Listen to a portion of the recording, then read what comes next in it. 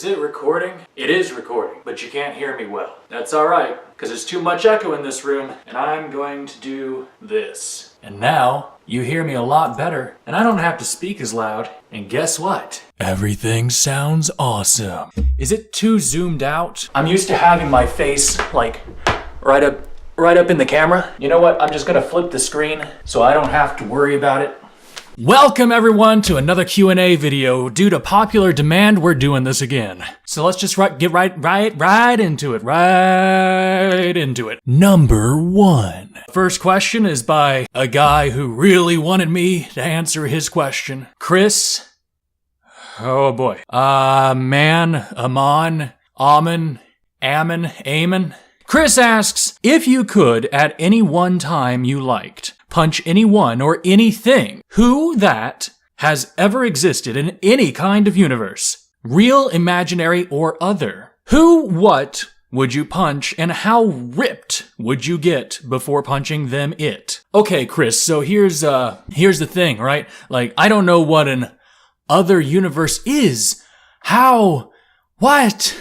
Huh? Okay, so you have real universe, imaginary universe, and then other universe. Is that an irrational universe? Is that like the pie universe? I like pie. Can we have a pie universe? All right, I'm going to answer your question. And you know what? This is actually, I feel bad for not answering this one last time because this is actually the first question that I knew that I had an answer to. The thing that I would punch is... I forgot my answer. Crap. Hold on. It's whoever hit the go button on the universe, all right? Because, like, I feel like the universe is a really big mistake in the first place. Like, everything's just kind of not how it should have lined up.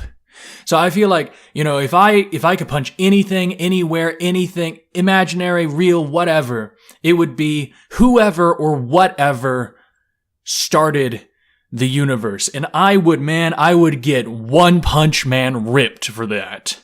All right? I would just be like, bam! And it would be out. KO. End of story. KO. And it would just be like, universe never existed. Why? I can't tell you why. You didn't ask. Maybe you can ask that next time. Number 2. AM Houndshell. So we meet again. I see what you're doing. You're coming in here invading my space. You're gonna try to take over the Q&A, aren't you? Well, it's not gonna work. Anyways, he asks, what's your favorite Disney movie? Man, AM, I'm gonna have to say, you're not gonna like this. It's Brink. I really enjoyed that skateboarding Disney original movie, and there's nothing you can do to tell me otherwise. Nothing you can do. I haven't watched Disney movies for a long time, so that's one that just really stood out. Number 3. I know this video might not be as dramatic as the last one, but that's because on the last one I could like grab the camera and I could just like in the camera. And this one it's not as easy because you're so far away. Maybe I can do some post-editing stuff, but the whole point of this was there wasn't as much editing. So I feel like the camera moved. Oh well. A.M. Cummins asked, is there life outside of Earth? Is there life inside of Earth? I mean, we're all on the outside of Earth, right? We're on the outer edge of Earth. We're on the crusty part. So yeah, there's life outside of Earth, but is there life like, I guess, in the very shallow layers of the outer crust area of Earth, you've got like microbiology and worms and moles and giant land sharks, but I just don't see it going very much further down than that unless you believe in the Middle Earth thing with the center of the Earth and the dinosaurs and whatever. That's so 90s though. Number 4. Why do I always get lost when it comes to number 4? It's All in My Head asks, do you pee in the shower? No. She also asks, do you believe in ghosts? No. She also asks, do you change your underwear every day? No. Number 5, except that last one was like 3 in a row. I really should start keeping track of these. Autumn Faraday asks, do you think we have been visited by extraterrestrials? Well, Autumn, there's a specific theory that we are all extraterrestrials brought to Earth by some sort of asteroid, and that asteroid had microbiological life on it from maybe Mars or something, and now we just evolved from that stuff. And so, if so, maybe, yeah? I mean, extraterrestrials, though, they could be just, like, not awesome E.T. alien things. They could just be little microbes, and if it happened long enough ago, or even if it happened today, how would we know if they're similar enough to what's already here?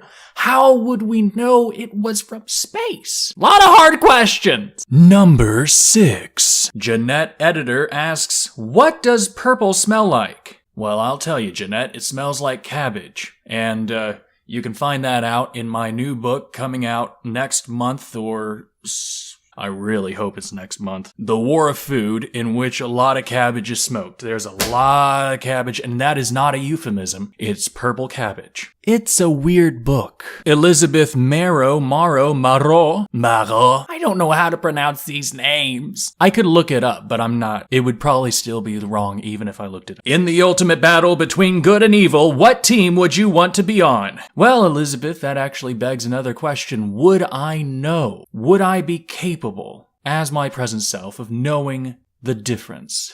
I like to think that I'm an ethical human being, but there are things beyond anyone's current knowledge, because ignorance is something that cannot be eradicated entirely.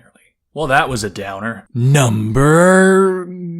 Yeah, I forgot already. Oh man, I'm really bad at this. Netrift asks, here's a question for you. Really, Netrift? How do you visualize a duel between anthropomorphic rock, paper, and scissors going down? Who would win and how? I'm pretty sure that the media company involved in creating such a cartoon would win because the ratings would be amazing. Are you working on this? Are you trying to tell me you're working on this? Because if you're not, Netrift, you really gotta get on the ball. I mean, this is a great idea. Why aren't you actually just sitting down and either making a book or making a comic or like dressing up as rock, paper, and scissors with a couple of friends and just like battle royale?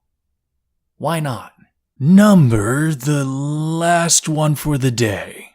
Anonymous asks, what do you want to be remembered for? Well, I can certainly tell you what I don't want to be remembered for, and it's these Q&A videos. Although they are fun, and I'm probably going to end up doing like 100 of them, it's not really what I expect to be the pinnacle of my career, or my life, or my remembrance in the futures. That's it for the Q&A video today. Remember to like the video, subscribe to the channel if you haven't already. I'm Edward Van Winkle. I keep forgetting to say that at the beginning of the video, and I will see you in the next one, because there will be a next one. I still have like 25 questions left or something, and I just asked for more. There's gonna be so many more of these. No, really, how do you end one of these videos?